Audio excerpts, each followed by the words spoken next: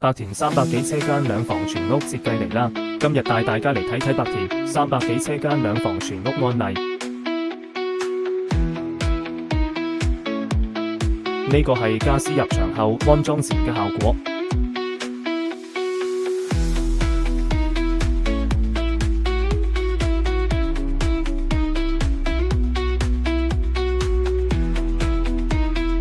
一齊嚟睇睇門口獅字櫃。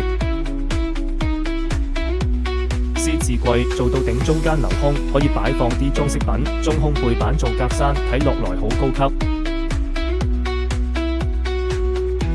浴室簡單做圓空地櫃加鏡櫃，廚房設計純白色 L 型地櫃加吊櫃，睇落嚟乾正，好舒服。客廳呢度電視櫃設計矮櫃，唔會太壓迫。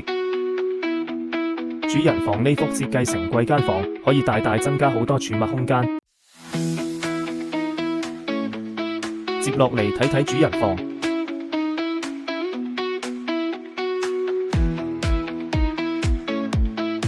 呢個佢間房係雙面櫃，上面空間可以俾主人房使用。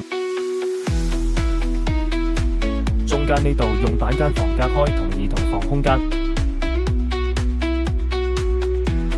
隔籬就係兒童房，一齊嚟睇睇。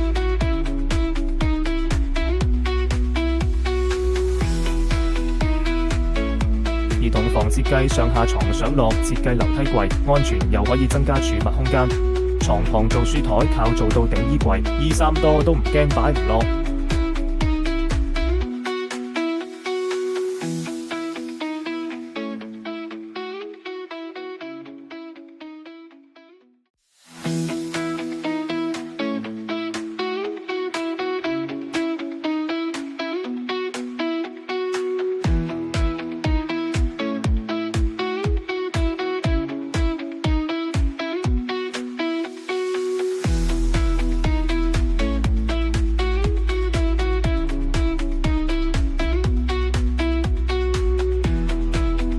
咁樣嘅設計鍾意嗎？鍾意就快啲嚟 PM 我哋啦！